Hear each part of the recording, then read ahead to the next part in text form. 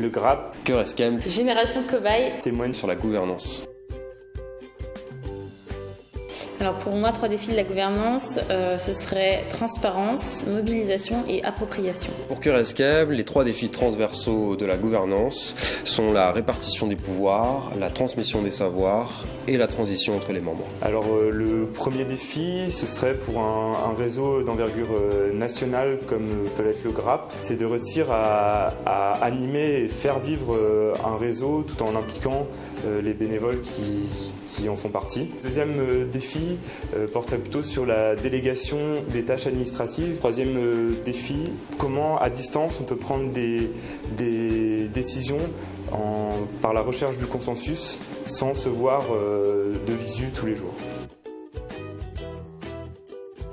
Cœur Escam est structuré d'un conseil d'administration, d'un bureau et d'une équipe permanente composée de salariés, de stagiaires et de volontaires en service civique. Dans cette architecture, le CA est composé de 17 personnes et le bureau est composé de 6 personnes avec une coprésidence à 3 têtes.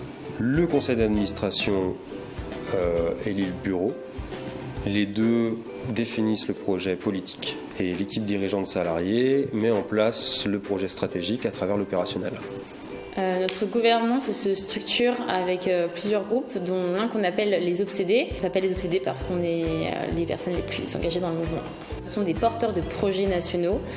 Dedans, on va retrouver les salariés, les services civiques, les stagiaires. Donc, ce sont les personnes de l'équipe permanente.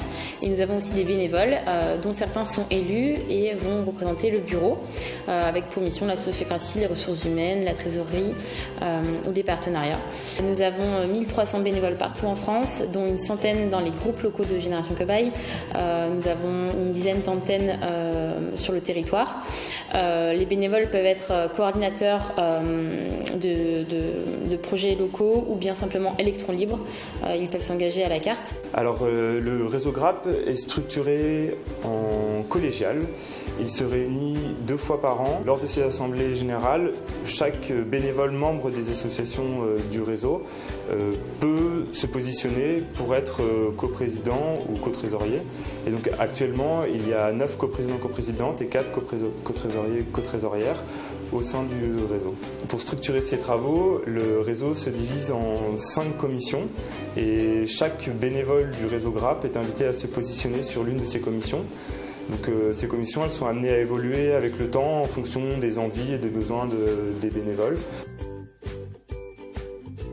Lors des assemblées générales, la préparation de l'ordre du jour se fait en ligne par internet. Chaque bénévole est invité à y participer, à y mettre sa patte et ensuite à se positionner sur des temps d'animation de l'assemblée générale.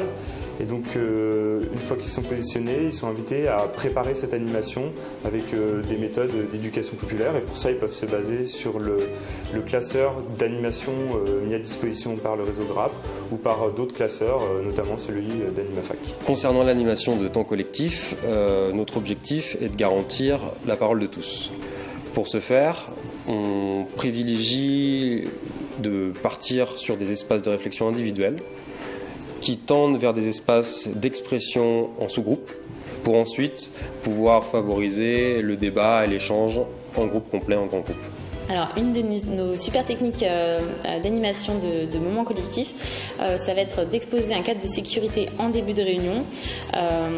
Donc, ça apporte un cadre bienveillant pour que chacun puisse s'exprimer en toute bienveillance. On va expliquer que quand on prend la parole, c'est essentiellement pour expliquer un propos, demander une précision, remercier, soutenir ou bien faire une proposition. Et que toute autre prise de parole est généralement centrée sur l'ego et n'a rien à faire dans ce moment-là.